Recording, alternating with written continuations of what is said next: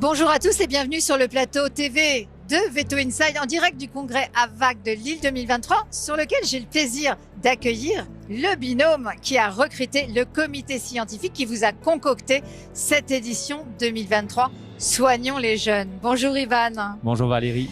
Bonjour Claire. Bonjour Valérie.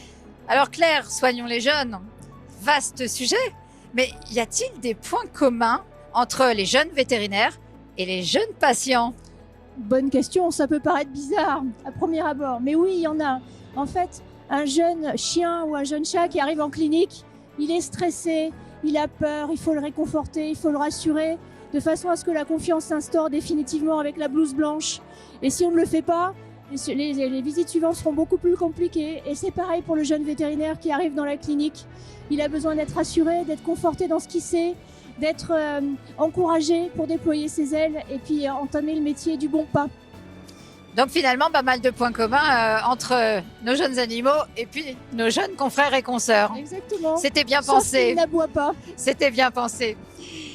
Ivan, alors il y a certes le programme scientifique, on va en reparler après, mais il y a aussi des sujets de management que vous vouliez aussi tous aborder lors de cette édition et qui sont centraux dans la profession. Exactement. En fait, le métier de vétérinaire aujourd'hui, c'est pas juste un métier de soignant et c'est un volet qui est souvent oublié au cours de la formation universitaire.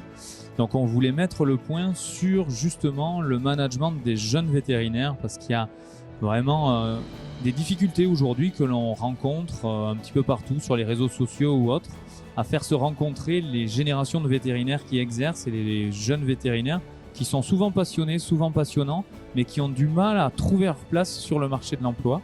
Et donc, voilà, ces notions de management qui sont souvent négligées, souvent sous-traitées, il nous semblait important de les mettre en valeur, de les mettre en avant pour essayer de donner les clés aux jeunes vétérinaires et aux vétérinaires déjà en place pour avancer un petit peu ensemble et pas en lutte comme on peut avoir l'impression que ça existe aujourd'hui.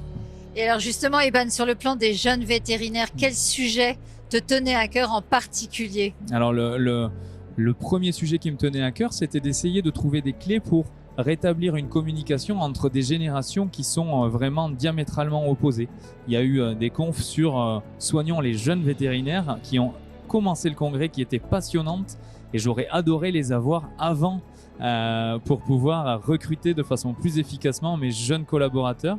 Il y a également toutes ces craintes, toutes ces angoisses que les jeunes vétérinaires peuvent avoir quand ils sortent de l'école, la première nuit de garde, la première parvo, la première pathologie à côté de laquelle ils pourraient passer, sujet contre lesquels on a tous buté, contre lesquels on a tous eu peur. On s'y retrouve tous, ouais. Exactement, et il faut pouvoir les accompagner, les aider à traverser ces épreuves parce que c'est des vraies épreuves importantes qui peuvent malheureusement parfois dégoûter des jeunes confrères qui s'effondrent à cause d'un mauvais accompagnement.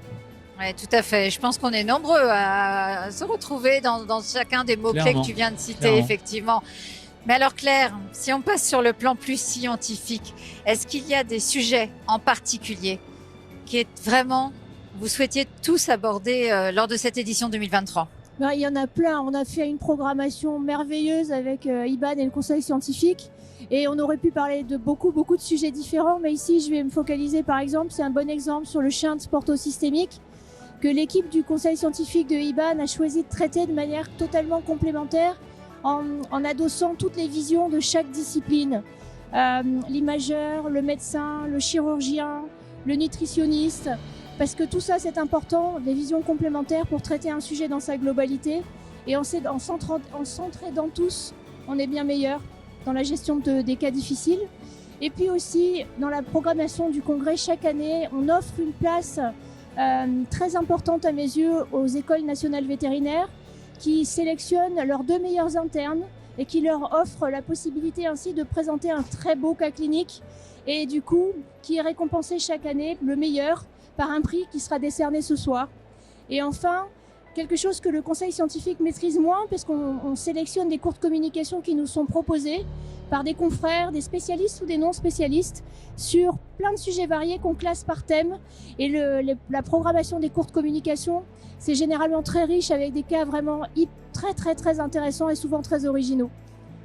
En tout cas, merci tous les deux et bravo pour ce thème qui est très fédérateur et pas du tout clivant et même, on peut dire, très interdisciplinaire et intergénérationnel. Et tout le monde dans la profession s'y retrouvera. Et puis, ça nous fait du bien d'entendre Soignons les jeunes et d'être à ce congrès aussi, il faut le dire. Donc, merci, très beau congrès à vous, belle édition. Et vu l'affluence, je pense que vous êtes en tout cas comblés.